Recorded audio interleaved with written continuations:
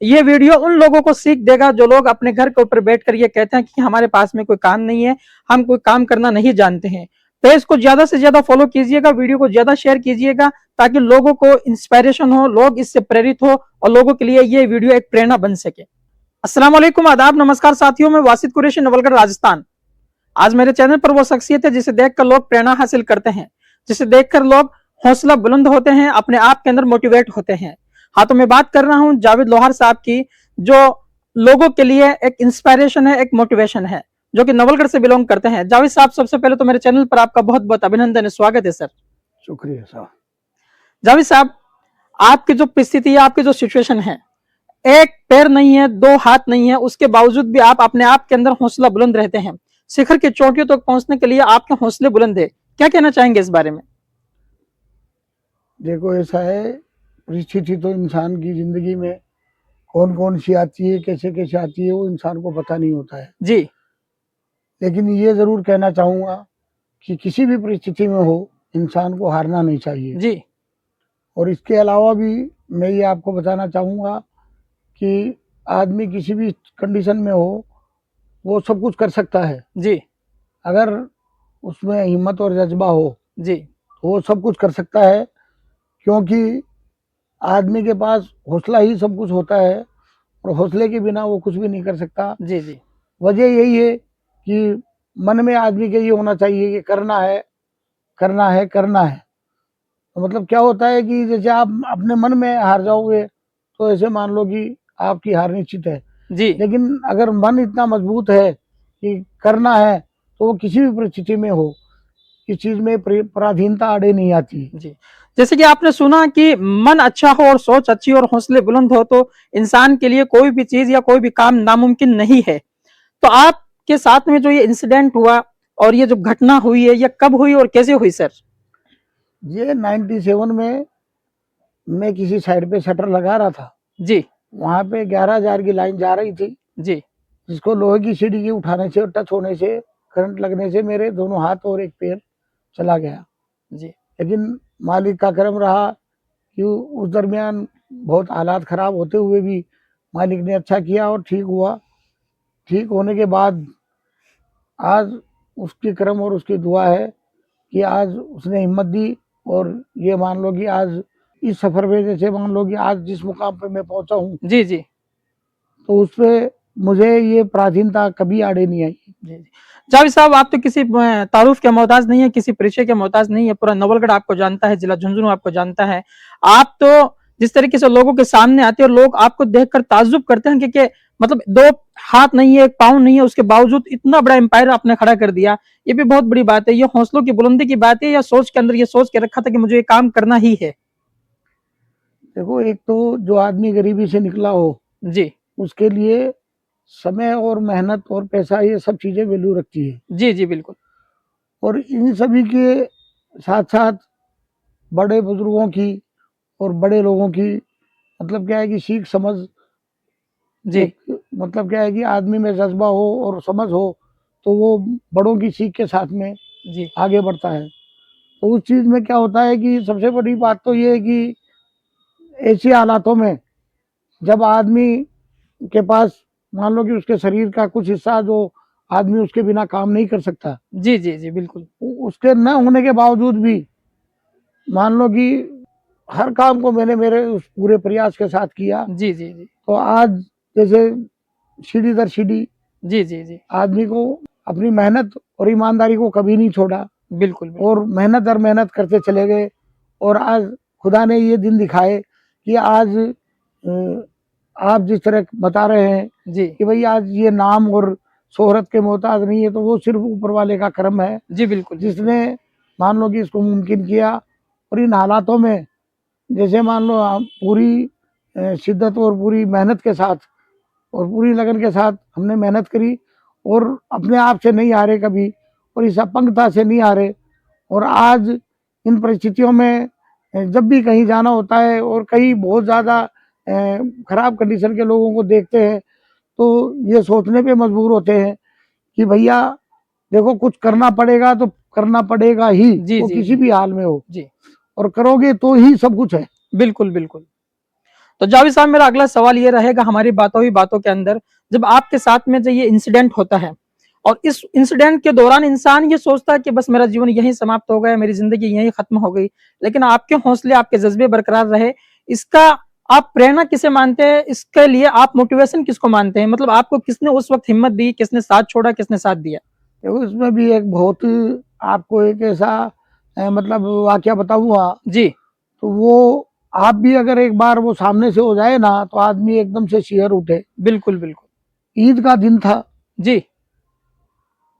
ईदगाह के सामने कोई मांगने वाला, चारों हाथ पैर नहीं जिसके, अच्छा अच्छा।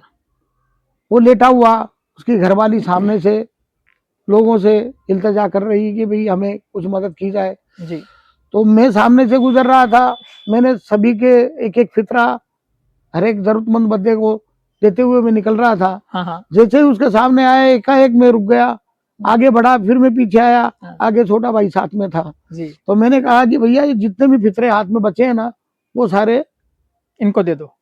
वहीं पे छोड़ दिया। हम्म। तो हुआ ये कि ये खुदा की कोई पता नहीं क्या था कि उन्होंने मुझे ये दिखा दिया कि आदमी इस हालत में भी जी सकता है। बिल्कुल।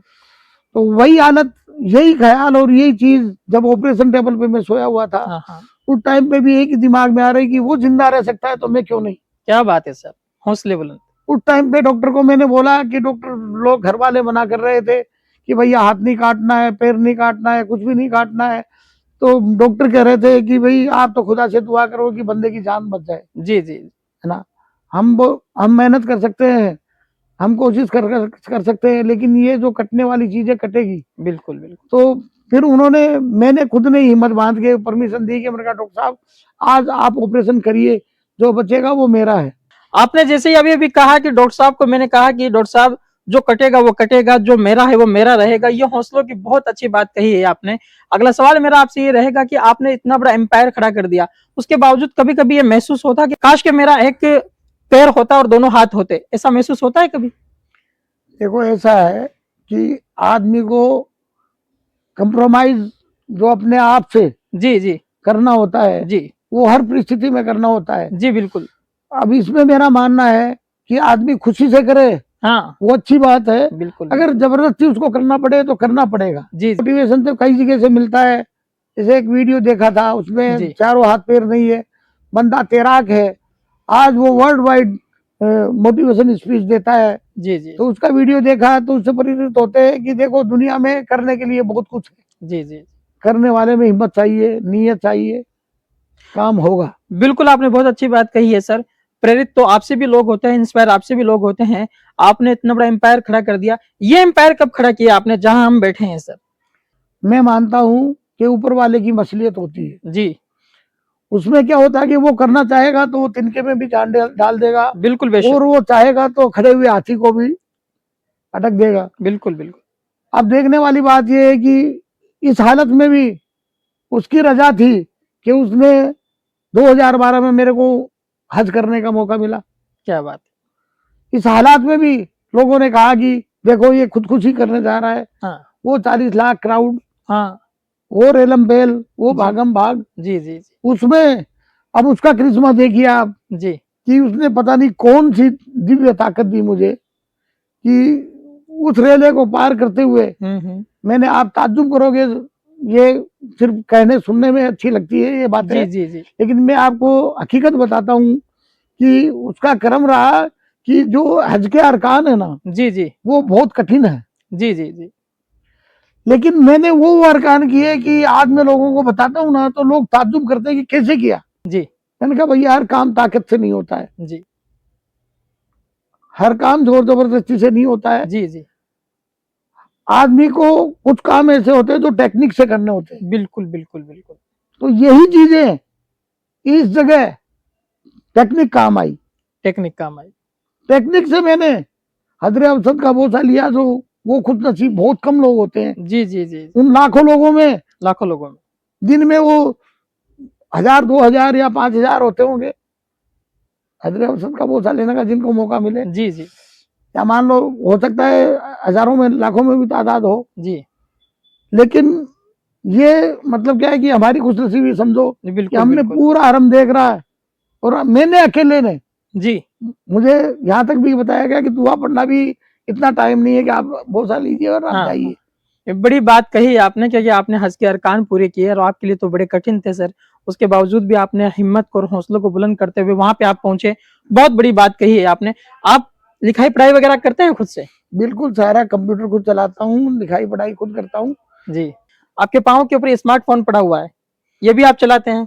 बिल्कुल चलाते हैं, टोटल काम। जैसे कि आज यहाँ तक भी कि कभी ऐसी नौबत आ जाती है बच्चों के कि मशीन में कोई आइटम में वो फंस जाते हैं कि ये हमसे नहीं हो पा रहा है, तो चाहे वो ड्रिल के धार लगानी हो, जी चाहे वो ग्राइंडर चलाना हो, चाहे वो वेल्डिंग चलाना हो, चाहे जी ड्रिल चलानी हो।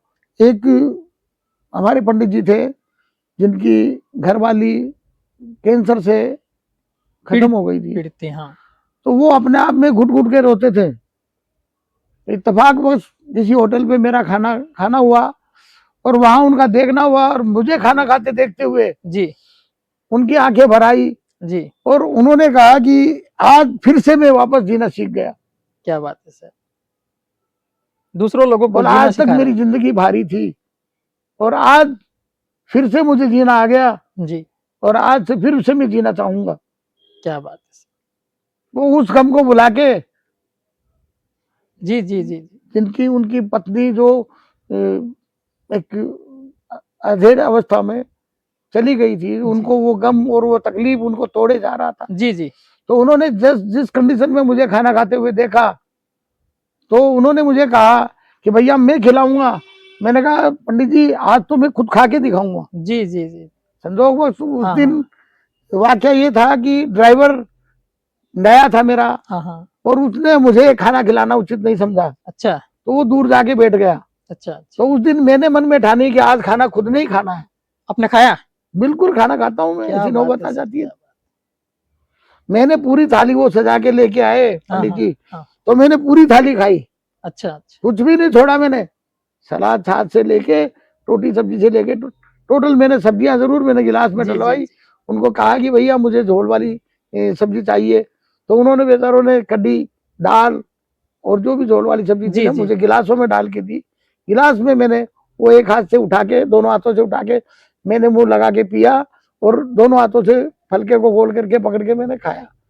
तो खा के उस बंदे को यानी इतनी प्रेरणा मिली कि उसने कहा कि अब तक मैं अपने आप से मायूस था, मैं अपने आप से दुखी था, जी है ना। आज मुझे ऐसे लगा कि मैं दुनिया में जो चीज न होती है उसको भी होते हुए देख रहा हूँ। बिल्कुल बिल्कुल बिल्कुल तो मैंने कहा भाई इतनी बड़ी बात तो नहीं है ये, लेकिन फिर भी उन्होंने बड़ा, मेरे से पैसे भी नहीं लिए उन्होंने, और बड़ा आभार जताया।